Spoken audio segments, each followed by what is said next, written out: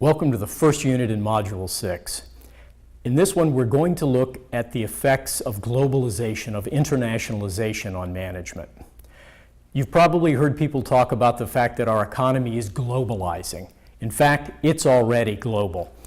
Modern managers in the United States and other countries can expect to work with people from all over the world to sell them products, to manage them, to provide incentives, to do a variety of things. It's no longer a safe assumption that you can do things only within your own country. Now, international businesses face many challenges, a lot of technical challenges associated with doing business across borders. But from a management standpoint, the most significant is typically something called culture. Now, it's interesting, the United States has about 5% of the world's population, but we produce and consume about 20% of all the goods and services on the planet. That means that there is no way the United States can be an isolated nation.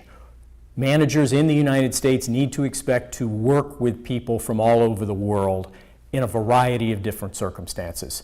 So it makes sense to study those people a little bit and to examine the effect that something like culture has on management.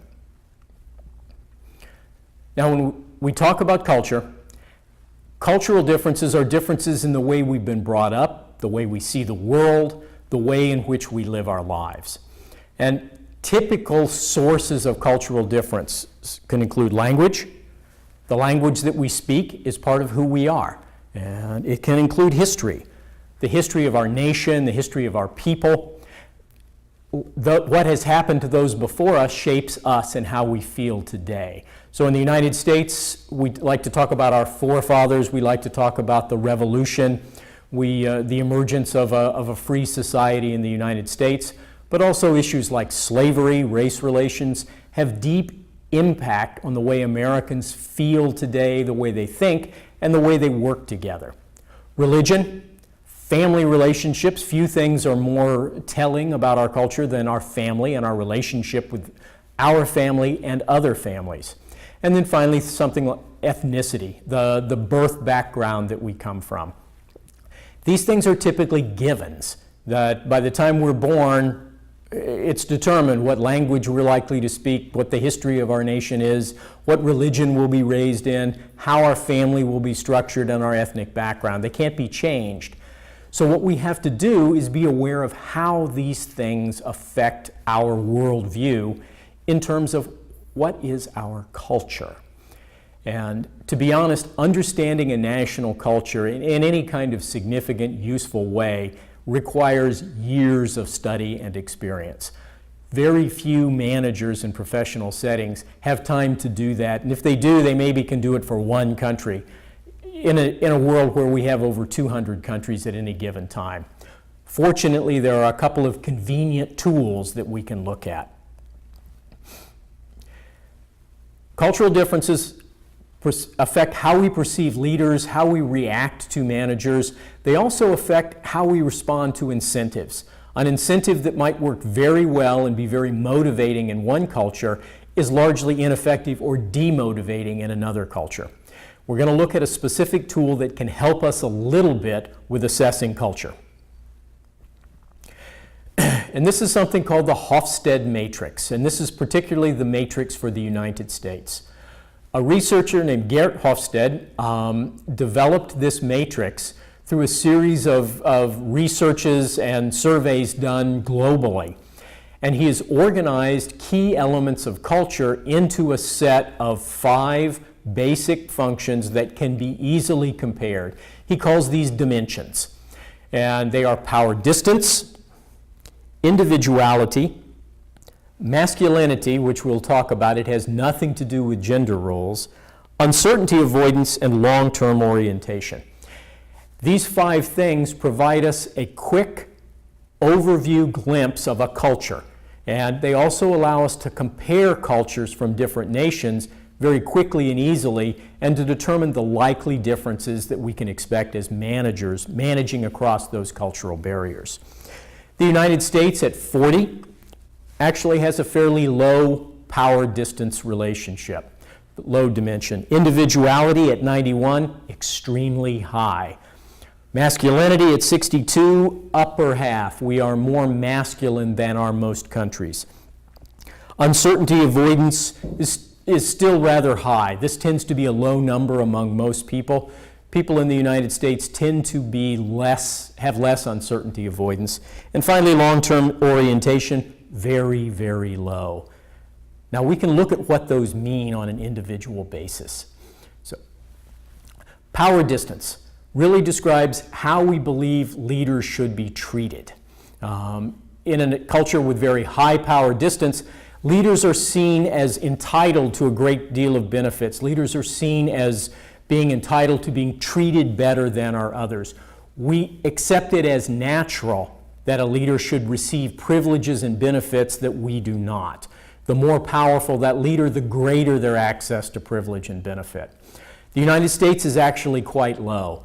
A good way to assess this kind of thing, power distance, ask yourself, if it were Sunday and I were standing in line at a busy grocery store and I saw my boss check out as well, would I offer him or her my place in line because they were my boss?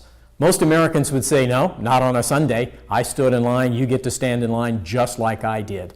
But there are cultures with very high power distance where it would be perceived as perfectly natural, even on a Sunday, to let your boss go ahead of you in line. Individualism. The United States and Australia are actually tied for the most individualistic societies in the world. Individualistic societies believe that it's all about me. It's not about the team or the group. And so we consider our own interests often over the interests of the group. Getting us to consider the group's interest before our own is a very difficult task. It requires considerable leadership. Countries with much lower levels of individualism are collectivist countries. Everyone there sees themselves first as part of a group. That group can be an organization, a business. It can be a team within the business. It can be a family. It can be a sports team.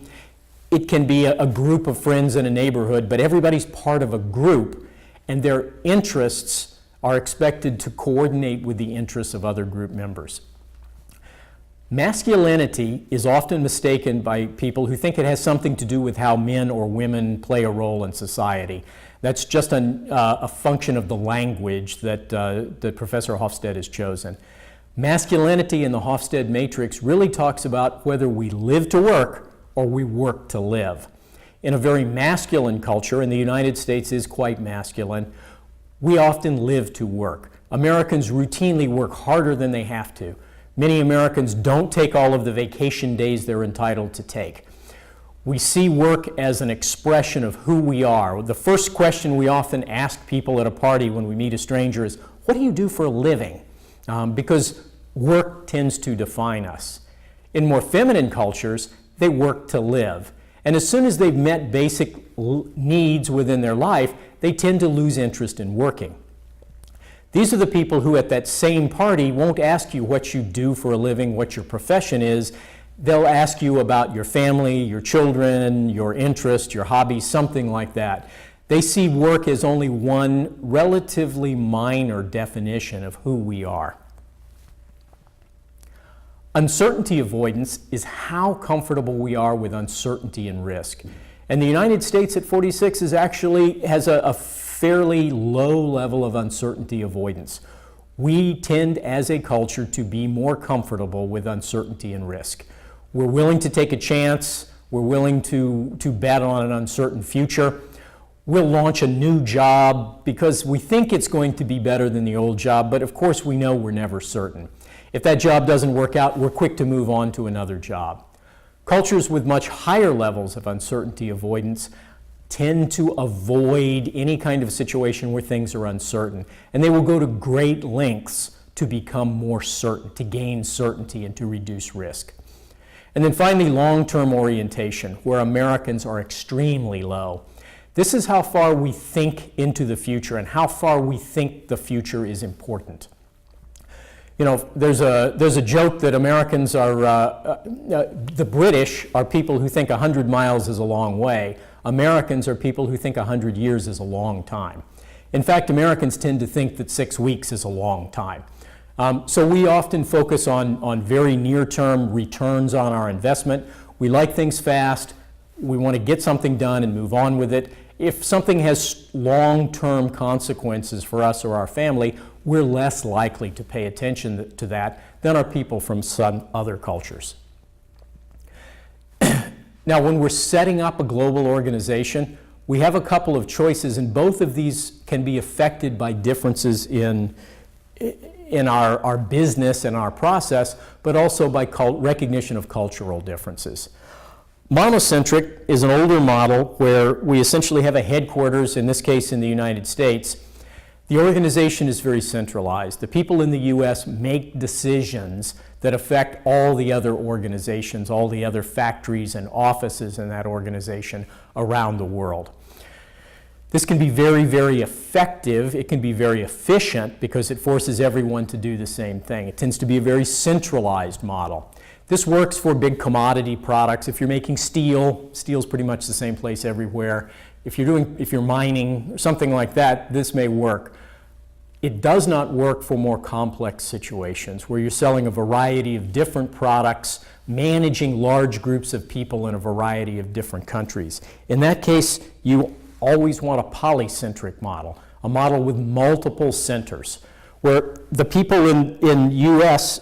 manage the U.S. issues, but the people in the Brazilian office or the Brazilian factory manage themselves. And Brazil is often run by Brazilians, Germany is run by Germans, etc.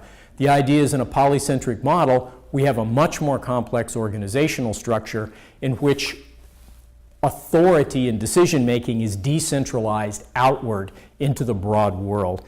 This helps overcome some of the real challenges associated with cultural differences.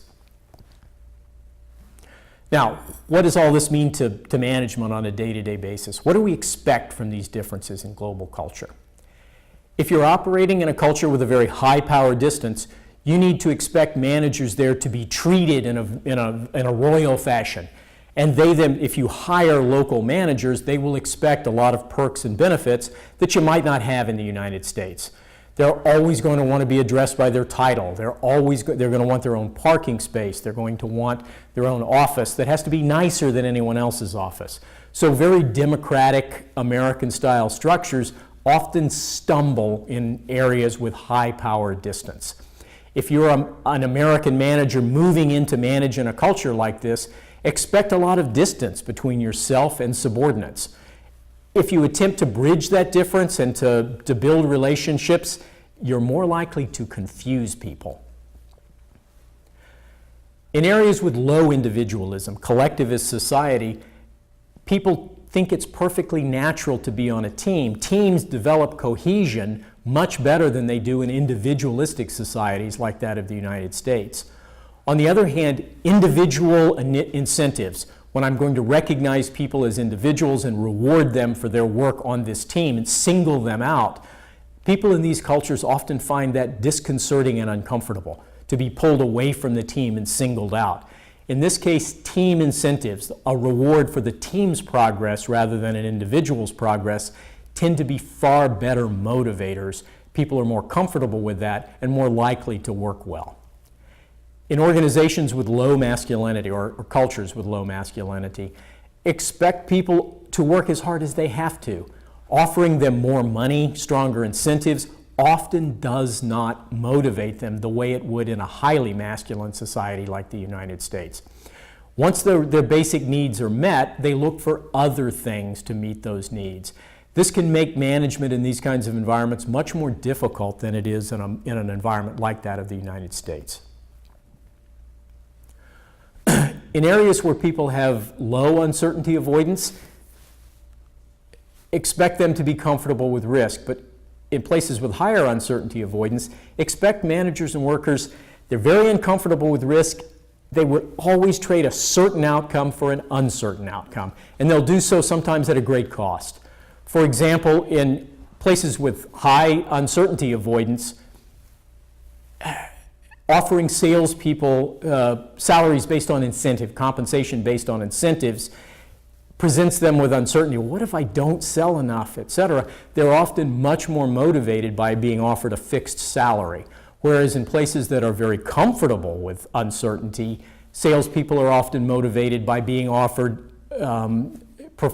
compensation based on performance because they assume that they will be able to perform well.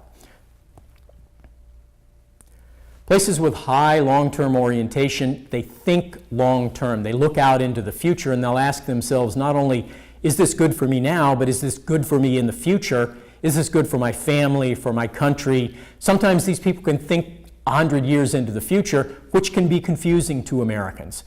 They also tend to have a very long memory for what has happened in the past. So when you are dealing with people from a very high long-term orientation culture, be aware that they're going to ask you questions and you need to think through long-term outcomes of any of your proposals. Be prepared to talk to them about longer periods of time than you're accustomed to with other Americans. Now, managing inside a national culture is hard enough, but managing across different global cultures becomes far more challenging. If you're going to manage in an international environment, then the Hofstede matrix and the things that we've talked about here are really only the first step in understanding a particular culture or in understanding the role of culture in management overall. This is where we go for this particular unit. I would strongly recommend that you read the material associated with this unit, that you review the questions and attempt to answer them yourselves. And if you have any uncertainty about the role of culture in management and international management in particular, that you review this video as often as you need to.